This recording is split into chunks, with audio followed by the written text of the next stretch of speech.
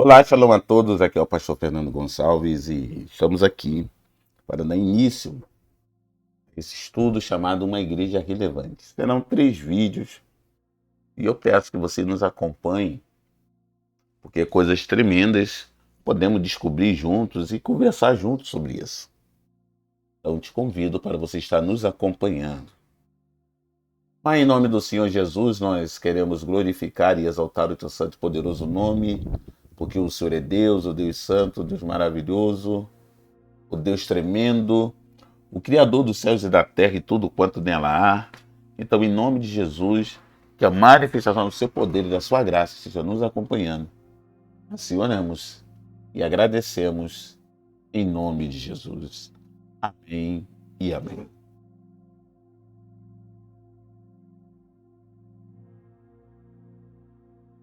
Antes de começarmos esse seminário, esses vídeos, eu gostaria que você meditasse nessas perguntas que estão aí na tela. Isso é muito importante nós meditarmos porque para que a gente possa entender a nossa responsabilidade como igreja. A gente precisa entender o nosso papel, entender quem somos, aonde atuamos, entender o que nós estamos fazendo. Precisamos ter uma clareza muito forte sobre isso, para que a gente possa cumprir o nosso papel corretamente. Se nós não tivermos clareza sobre aquilo que precisamos fazer, as pessoas não conseguirão ser guiadas. Então, leia devagar, você pause a tela. Uma pergunta é simples: quantos anos nós teremos daqui a 10 anos? O que depende de nós? O que será o Evangelho daqui a 10 anos? Quantos anos terá o meu filho e neto daqui a 10 anos? E de que maneira estou inspirando a próxima geração?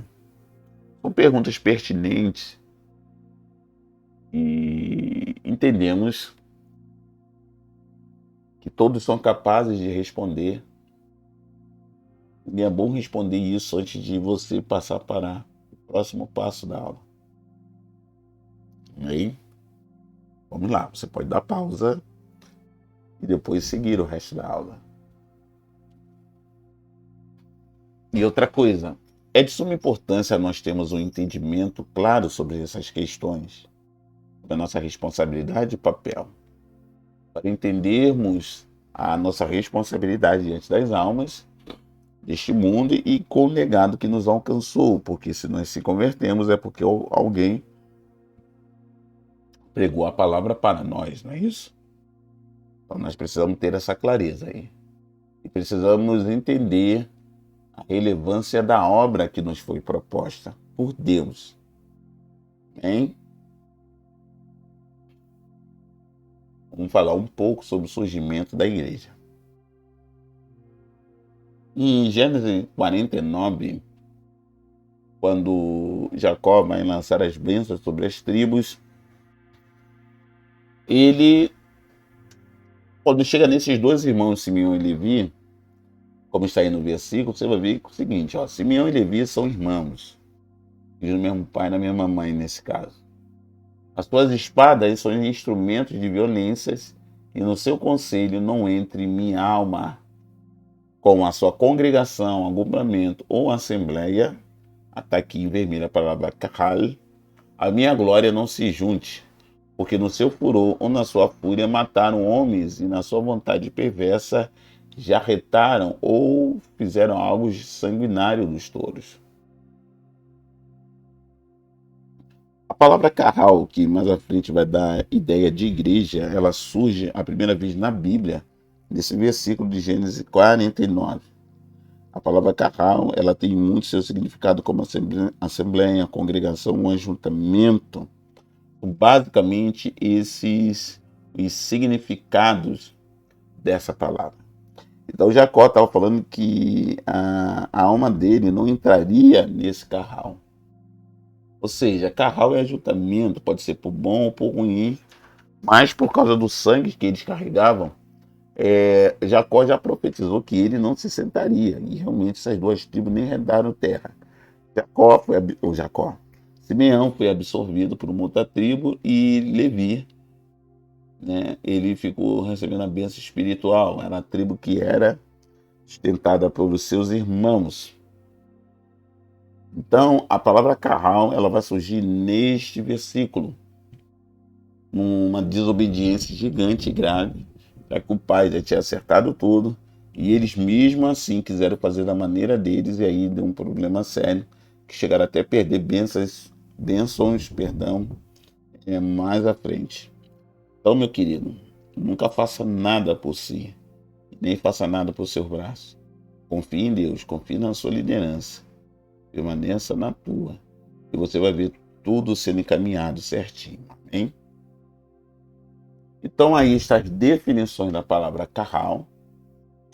Como essas aí você pode pausar se você quiser copiar ou tirar print dessa tela. Ok? Tranquilo aí? Então vamos seguir.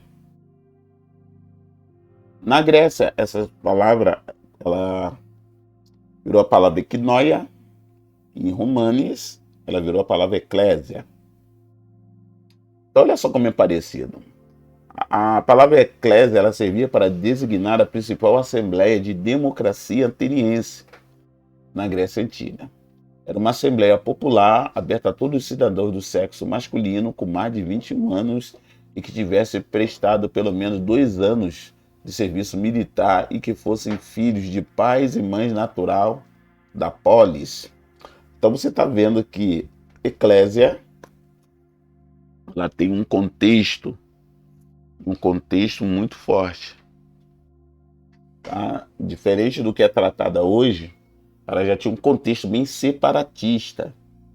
Isso era para homens adultos, não podia ser de qualquer nacionalidade, tinha que ser filho de pai e mãe grego e ainda ter servido no exercício militar.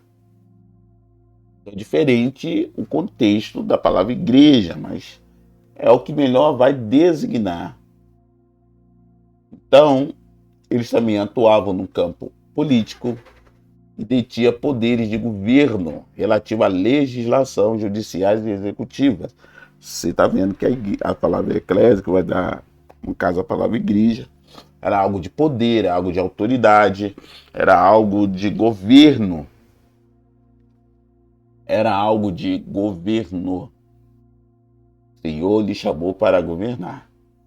Também fiscalizava todos aqueles que detinham cargo de poder, de modo a que não abusasse do mesmo e desempenhava suas incumbências o melhor possível. Então você está percebendo que o contexto original de igreja, da palavra eclésia, né, que vai dar o contexto para a palavra igreja, ela é totalmente diferente do que a igreja realmente se torna. O significado é totalmente outro. Tá? É bem diferente mesmo do seu real significado. Mas olha só, quando nós estudamos o livro de Atos dos Apóstolos, que é o testemunho de vida da igreja, você deve ler Atos. Lê Atos com calma, pausadamente, que você vai ver a atuação de Deus na igreja do primeiro século.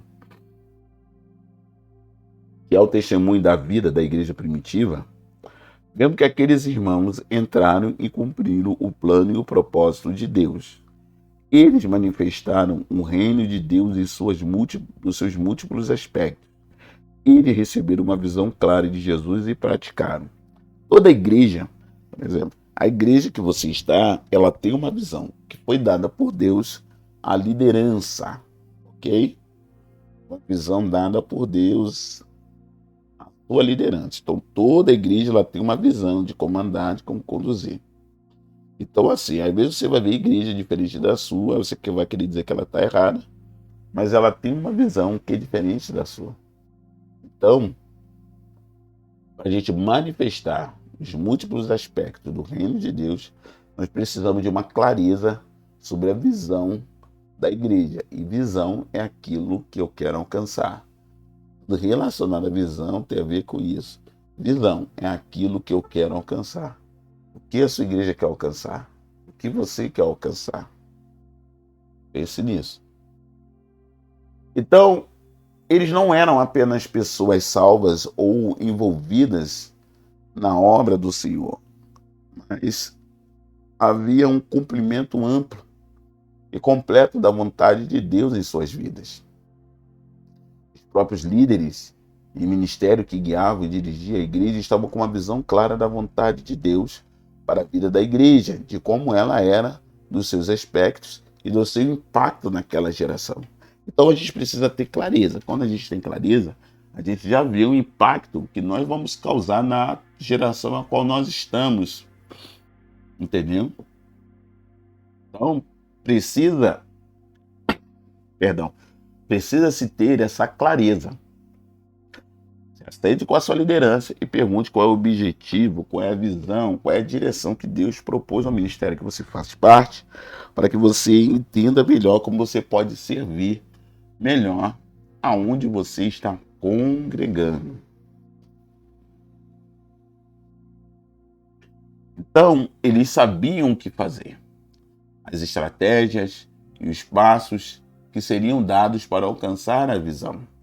E não apenas isto, mas segundo a necessidade e a orientação divina, eles criavam estrutura que davam base para a visão. Por isso, seguravam por mais tempo o mover derramado pelo Espírito sobre a igreja. Irmãos, existe algo chamado visão, estratégia e estrutura. Visão é o que eu quero alcançar. Estratégia, como eu vou alcançar. E estrutura, como eu vou manter. Se a gente não tiver essa visão no ministério, quando não se tem essa visão, as pessoas não chegam a lugar nenhum. Quando você entende sobre visão, estratégia e estrutura, você já entende aonde vai chegar, como vai chegar e como vai manter lá. Isso é muito importante você saber sobre isso. Qual é a visão? Qual é a estratégia? E qual é a estrutura? Você tendo essa premissa da visão, da estratégia e da estrutura, você vai longe de todas as áreas da sua vida. Por quê? Você precisa alcançar a visão. Você precisa ter estratégia. Você precisa ter estrutura, onde a visão e a estratégia serão consolidadas. Aleluia! Glória a Deus!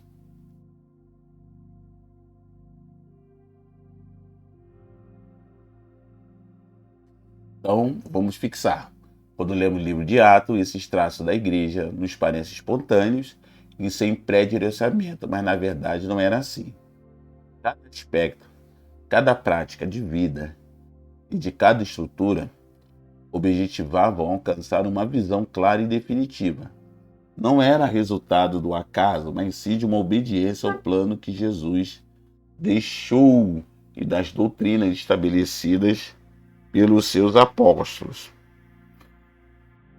Então, o que acontecia não era sorte. O que acontecia, havia uma estratégia dada por Deus para que isso acontecesse. Então, vamos ler aqui Atos 2, 42, que vai dizer assim, ó, e perseveravam na doutrina dos apóstolos e na comunhão e no partir do pão e nas orações. Então havia um caminho que era doutrina dos apóstolos, ensino, comunhão, mesa, partir do pão, intimidade, oração, coletivo. Se você se firmar nessas 4 partes, a sua igreja, a sua célula, o culto no seu lar, vai aumentar de maneira exponencial. Porque o Senhor vai estar trazendo graça e vai estar enviando pessoas onde você congrega. Porque aí você vai ter que usar a doutrina dos apóstolos, a comunhão, o partir do pão e as orações. Muitas das vezes, nós esquecemos dessa questão de comunhão, né? Mas precisamos acordar. A comunhão é o que fortalece o relacionamento entre os irmãos da igreja. Aleluia. Só um minutinho.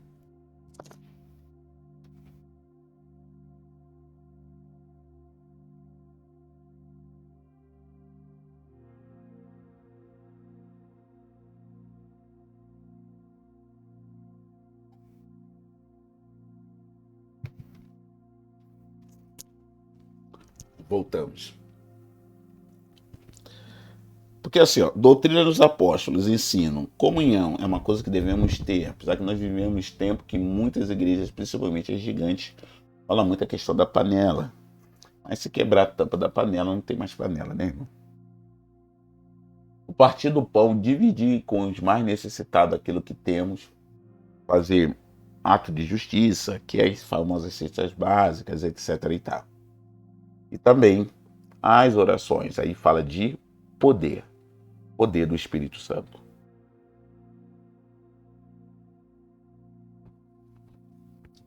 A igreja primitiva, ela atingiu esse objetivo. A visão conseguiu manifestar o reino de Deus ao mundo que vivia. Quando você entende a visão que Deus deu para o seu ministério, quando você entende a visão que Deus derramou sobre a igreja que você faz parte, você consegue atingir o objetivo que é manifestar o reino de Deus sobre a face da terra. Aleluia! Ela trouxe um impacto, uma transformação à sua geração. Através de nós pode estar acontecendo a mesma coisa. Basta que a gente venha se posicionar. Havendo posicionamento, haverá cura, haverá milagre, haverá comunhão e a vitória é nossa, em nome de Jesus. Entendemos que, quando Deus traz uma revelação ao homem, Ele fornece todos os meios para que o homem entenda e alcance o seu objetivo. Foi o que ocorreu com a igreja primitiva. Aqui fala muito de se estudar. Não estudo como esses, estudos mais profundos. Porque Deus, quando Ele traz uma revelação ao homem, o homem precisa discernir. O que é discernir? É perceber o que eu percebo, onde eu percebo e como eu percebo. Isso aí, essas três perguntas têm a ver com a revelação. Então o Senhor, Ele não é um Deus de confusão. O Senhor é claro. Você precisa ter clareza que quando Deus nos dá dons, objetivos, visões, revelações, direcionamento, Ele também envia as ferramentas para que isso ocorra. Pode acontecer de nós vermos ou não, de nós entendermos ou não, mas nós estamos aqui para te ajudar. Se você entender que você precisa estudar as coisas profundas, aí, meu querido, ninguém te segura. Você vai ver o nível de relevância a qual o Senhor está fazendo sobre a tua vida.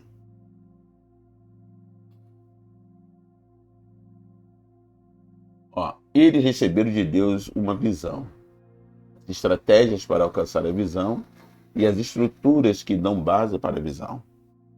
Vemos este mesmo princípio na tomada de Jericó. Você pode ler lá Josué 6, do 2 ao 5. Deus dá uma visão clara da sua vontade. Deus é Deus de clareza, Deus não é Deus de confusão. Nos versos 3 e 4, o Senhor revela as estratégias, os passos que deveriam ser dados em direção ao alvo. E em seguida, no versículo 5, ele mostra que as trombetas são base, a estrutura que vai suportar a visão e trazer a vitória. Você precisa estar ligado que Deus pode estar te mostrando o que vai te trazer vitória e tu está achando que é loucura. Então, nós cremos que esses três aspectos, visão, estratégia e estrutura, são muito importantes para a vida de uma igreja que tem por objetivo impactar o mundo e implantar o reino de Deus. Essa é a sua igreja. Essa igreja também é você. Mas quando você se junta em número e vai para o templo, lá você está sendo essa igreja. Amém? Que tem por objetivo de impactar, isso mesmo, de impactar